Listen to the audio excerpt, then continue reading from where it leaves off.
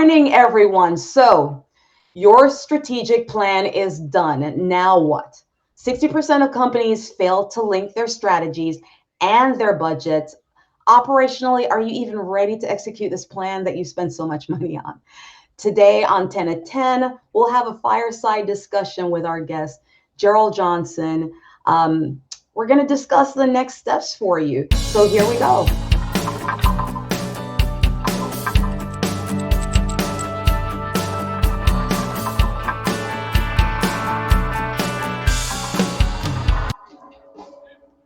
Good morning, everyone. Happy Thursday. Paula Madison Sierra here, owner of Power Marketing SF, and your host this morning. So, this morning we have on the show Gerald Johnson, principal of Sabicon. I'm like, where was Gerald? Sometimes technology will do a thing to you. Well, Principal of Sabicon Consulting, strategic planning, change management, process management. Gerald, thanks so much for being on the show. I really appreciate you. Good morning, sir. good morning, Paula. It is actually my pleasure to be on this awesome show that you have. I'm so glad because people need to hear this information. But before we even get into it, Gerald, one of my favorite questions to ask is what is your origin story, sir? How did you go from zero to hero? How did you get here in the first place? Tell us You, about skills. you know what I think my origin story is I have to give it to my mom. She endowed me with this positive thinking and that you were going to be own your own business. She endowed me with never allowing me to say anything negative. I couldn't say the word can't, couldn't say, if I mentioned anything negative, she would cut me off at the knees. So um, she kind of pushed me, even when she wasn't here and even when I was working in corporate, she pushed me to start my own business. Oh wow. I love Mama Bears still do that, won't they? Yeah, they do. They do. They created the buttons in you and they're pushing them even when they're not there. Even when they're not there, trained behavior, getting that mindset right from the from zero, There you you know? go. That's the origin. So can you share with me, because I'm just going to jump right into it. We're on social media. No one has time for anything. They need the information right now. Share with us your opinion on why a business needs to develop not just a management system, but an intentional management system. Oh, wow, Paul, what a great question. I'll tell you why. Most businesses that I encounter, especially small and mid-sized businesses, they are reacting to daily events. Mm, The owner, the executive team, they're busy doing their work. And sometimes, a great deal of times, they don't spend time analyzing the business and looking what's going on around them. They're so encapsulated, they become reactive. Something happens, they're constantly putting out fires, and that's how they go through the day. And if they're making money, if their bank account is growing, I like to say, so many businesses business owners manage their business through their bank account. If it's growing, mm, they think everything is okay. Meanwhile, they may not be growing quick enough. mm. Their competitors might be outpacing them. Sometimes they realize things are going awry. But the key thing is to have an intentional business strategy, intentionally managing your business to obtain the outcomes you're seeking. Right? If you don't have any outcomes that you're seeking, you won't obtain them, and and Yeah. you'll be tossed to and fro in the waves of business life. Oh yeah, and marketing. Well, my terminology for that is crisis marketing. I Right. get those phone calls when the money goes down. Yeah. We don't have enough clients, and it's this crisis without the intentional marketing planning. So I'm going to steal Exactly. that term from you. In marketing, it is a challenge for me to create an effective path forward for the company if they lack trained gatekeepers and they don't have proper operational processes. So I know that these are part of the processes, but speak to me about these four building blocks of businesses, the things that every business owner needs to know about. All right. Thank you, Paula. So actually, I have the four building blocks of business right behind me. I don't know if you can see them. Yeah, Processes, people, customers, and resources. resources. All of those four building blocks align around a clear purpose for being. The business's clear purpose for being, which is their vision, where they're going, their mission, what they're doing today about getting to where they're going, their core values, what they will and won't do to achieve that vision, Mm. and their strategic plan, how they're going to get there. What are the things they're going to do? How they're raising money? How they're going to make money? What do the skills they need? Though that is the clear purpose of an organization, be it a nonprofit organization, a for-profit organization, but that's their clear purpose, not process, clear purpose. The four building blocks are the processes that companies are going to use to fulfill that purpose. The customers, how are they going to look to their customers to fulfill that purpose, the resources they need to fulfill that purpose, and the people, what skills and competencies do their people need to fulfill that purpose. So that's the four building blocks: the processes to fulfill the purpose, the people, the customers, and the resources. You, Paula Madison Sierra, come in the customers. To reach the customers, you need a solid marketing plan, a marketing strategy to reach your customers. But before you can reach your customers, Yeah. you got to know which customers you want to reach. You have to have that clear purpose, that vision, that mission, those core values, and that strategic plan. Okay, so that everyone's straight, summarizing, are the four building blocks part of the strategic plan? No. Well, they are in a way. They're different segments. Your strategic plan should impact or can impact your processes, your people, your resources, and your customers. So I said no quickly, meaning they're kind of like foundational elements, but really, when you have an effective strategic plan, it's going to touch each one of those areas, the processes you're using, how are you reaching your customers, the resource, the amount of money you need, how to improve your gross profit margins, the people. Like, for example, let me see if I can give you an example. Suppose you had a trucking company, for example, and you realized that that the truck drivers were going in different routes that took too much time to get where they were going. They were taking not the fastest route, the quickest route. So you were spending more in gas. Mm. To solve that problem, you might need to get some software, some GPS tracking software, so you could track the softwares so you could provide uh, a better route for your drivers to drive. Right? To do that, that might cost some money. So right now, you're going to affect your processes. You know how you're managing your drivers, and you're going to affect your resources because you're going to lower your gasoline expenses, the wear and tear of your trucks, but you're going to also have to spend some money to get that software, which Yeah. is also in your resources. Yeah, absolutely. So in essence, these building blocks are the structure of every strategic plan, every thought that you have about building your business, whether it's your customer base, your marketing, and whether it's building better truck routes so that you're saving monies and getting guys there more efficiently. How do you plan to do that? Here are the four building blocks that we need to put in to really go through and process this more effectively. So it's Right. not enough to just have the plan then. No. So the building blocks, think of it like this. It's a way to segment, to break down a business. To break down a business. So a business is more than just its customers. So I'll give you an example. You can have a great deal of customers, but if they're not paying you the right amount of money, if your price isn't correct, if your pricing isn't correct, you're Yeah. not making enough money, right? And if you're not making enough money, your resources are dry.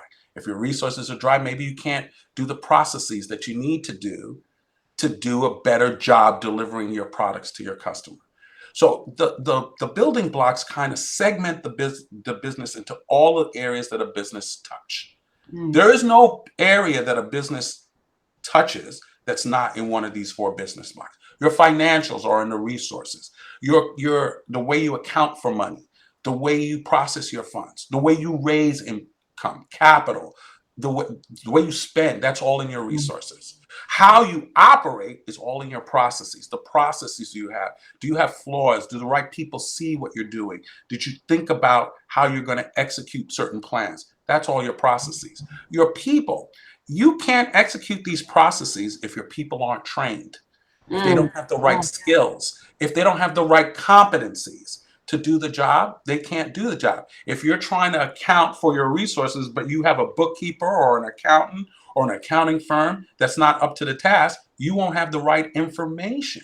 So you need to have your people with the right skills and competencies. And then you have to have the right processes. And then you have to have the right customers. So sometimes people, businesses focus on the wrong customers. They Mm. focus on the customers that they have the most of instead of the most profitable customers. But to come to you and say, hey, I want to have a marketing plan, I want you to execute it, they kind of got to tell you something. They got to say, you're going to say, well, who is your customer? Well, and you say, hey, my customer is person A. And once you say that, you're going to go build this marketing plan and you're going to be very efficient at it. You're going to bring all these people. But lo and behold, customer A may not be the right person.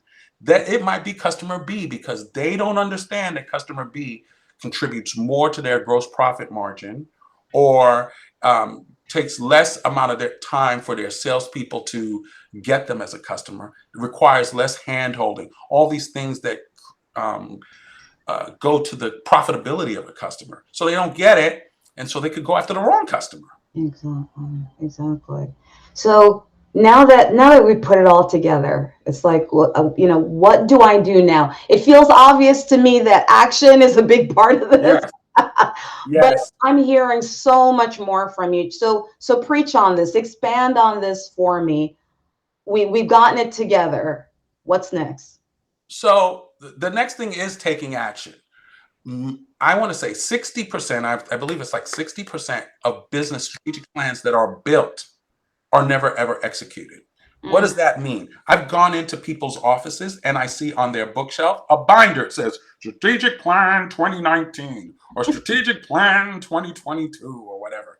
And it stays there. And if you look at it too long, you've been there for, and it's all Yeah, yeah. dusty and I've cruddy, right? developed marketing plans for people, put in that gorgeous binder, Yeah, we and put I it in a go back binder. and like, does that have dust on it? Is there Yeah, dust lying around it?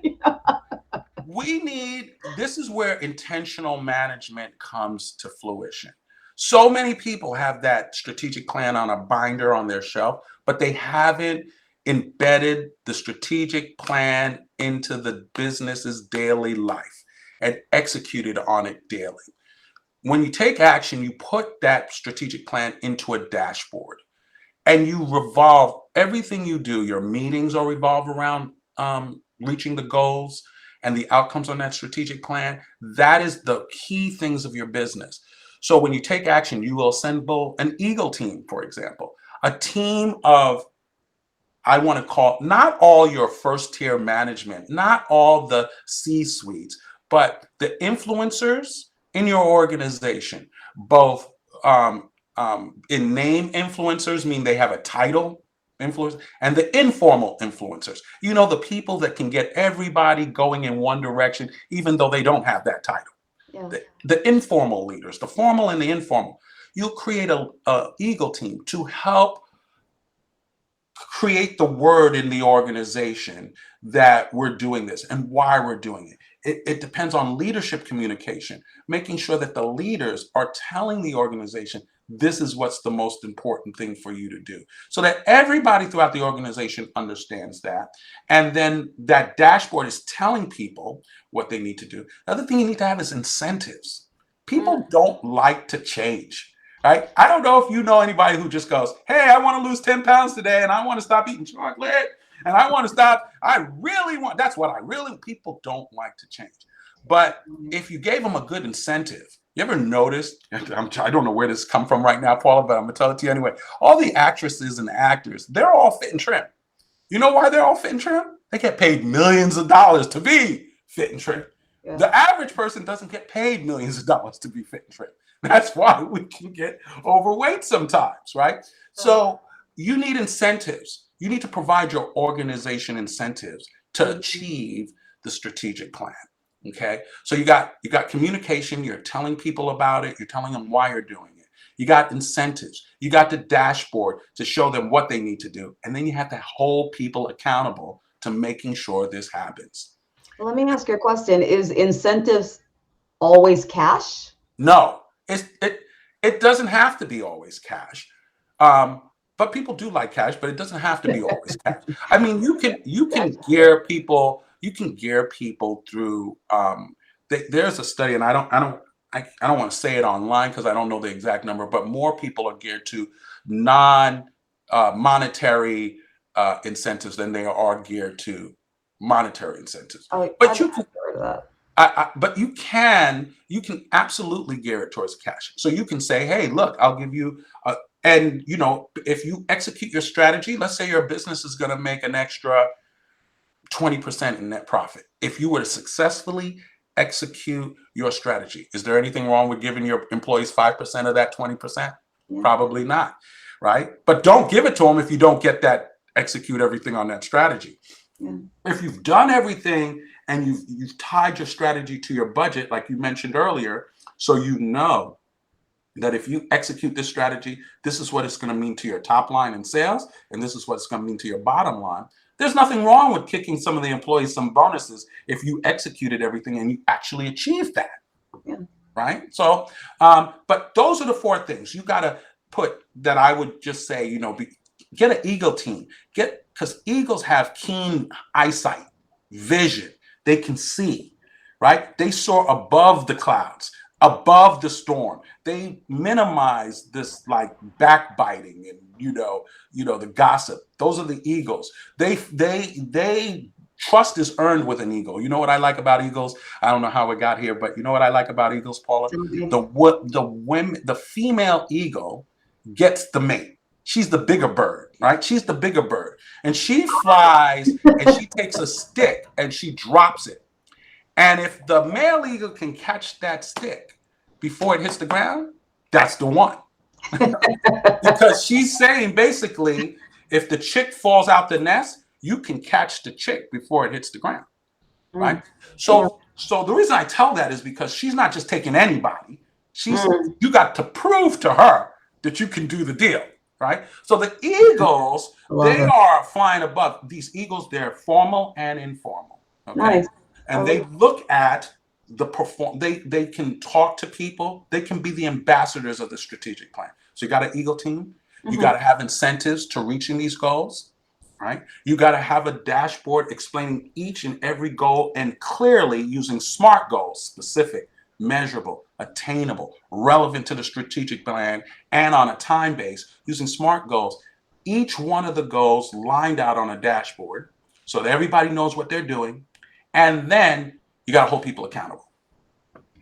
Is this what we call a performance management process? That's what you call a performance management process, holding people on a dashboard, a performance dashboard, and then holding people accountable. After you're doing this and you're taking action, you're implementing it, you have to assess. You use the dashboard to assess. And when I say assess, I mean if your goal was to be 102.3%, Yeah. 102.1% is not meeting the goal. Mm. 102.2% is not meeting the goal. You got to be at 102.3 or better.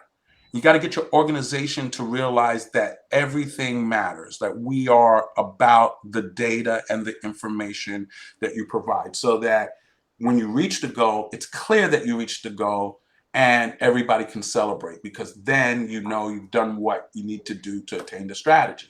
And Oh, that's what comes about in the assessment part. So in the action part, you're busy, you have your team of people. These are your ambassadors, your Eagle team. They're out promoting the word, communicating it. They're out in different areas telling what needs to be done.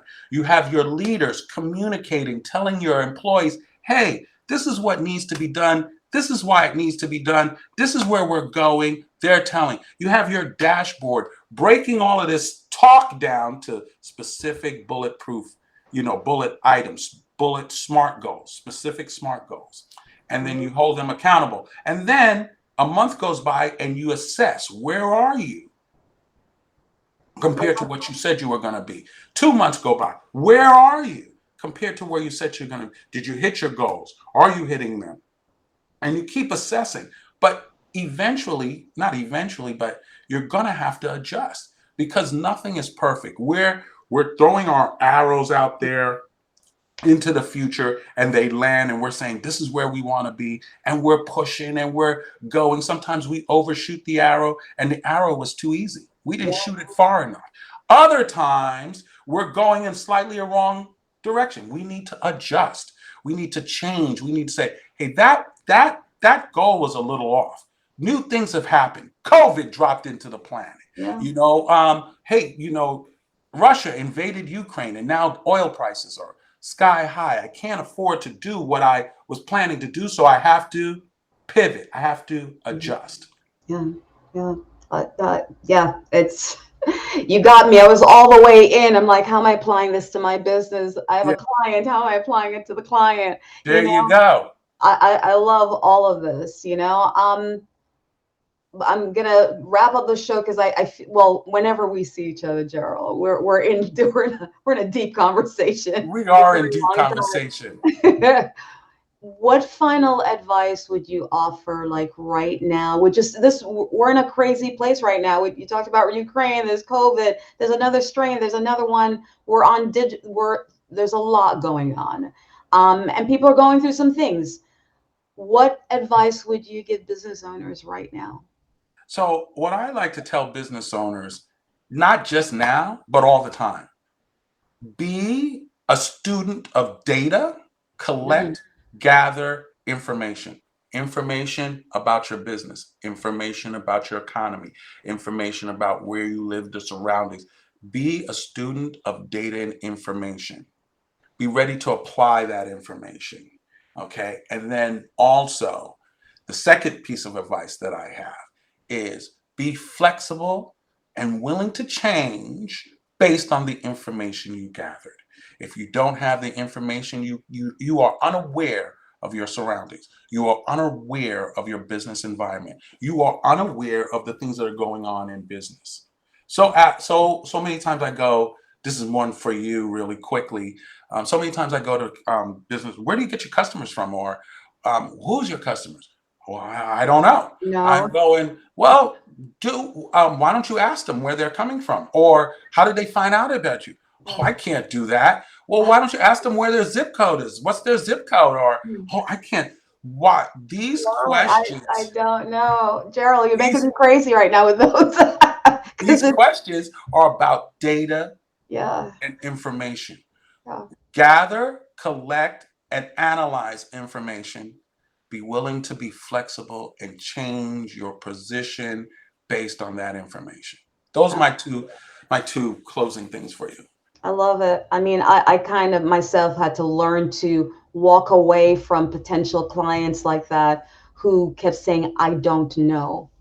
It's like, I don't know who my client is exactly. I don't know what this is. I don't know where my clients are coming from. So how am I expected to build a marketing plan for you if you haven't taken the time to look at the data that's actually right in front of you? Yeah. That's already telling me how this project is going to go, right? So yeah, justifiable advice there. And so if someone wanted to keep in touch with you, how am I keeping in touch with you to keep this amazing information going? So, two ways I would say right now. Number one, you can find me on LinkedIn, Gerald Johnson. I'm there. I'm a friend of Paula Madison Sierra's. I'm gonna post this if you so you can find me on LinkedIn. And you can also go to my website and sign up for my blog. I publish things on strategic planning, change management, process improvement, performance management, articles all the time so you can continue to build your business. My website is at sabacon.net, SABACON.net. Nice. And please, my guest today, I know I get so many of you on the replay and I appreciate it. Please reach out to Gerald to find out about his services, how he can help you, how he can help a client. And of course, once you've gone through your process, people, are you ready for marketing? Please reach out to me at Power Marketing SF. My continued mission, as always, is to introduce you to everyday experts and business owners who will share their expertise in order to uplevel you. And of course, I also offer marketing tips as well to inspire you. 10 to 10 airs every Thursday at 10 a.m. on Thursday, except for holidays, of course. And I'm not doing Christmas Day. You're not doing Um, Thanksgiving? Oh, dang. but thank you to viewers. I always say this, but you continue to amaze me. It's just so interesting watching the people who are doing the work and how they're moving forward. So my closing quote today is, I stole this one from you, Gerald, by the way. I did. I'm just going to throw it out there because he's one of my favorite people, Benjamin Franklin. If you fail to plan, you are planning to fail. There you So go. please keep that in mind. Thank you so much, Gerald, for being on the show today, taking No your problem. time. Thank you for inviting me. This was Love you, fun. Paula. Took us a while to do this too, didn't Yeah, right? we? We got to do Take care, part two. everyone. Bye. Bye.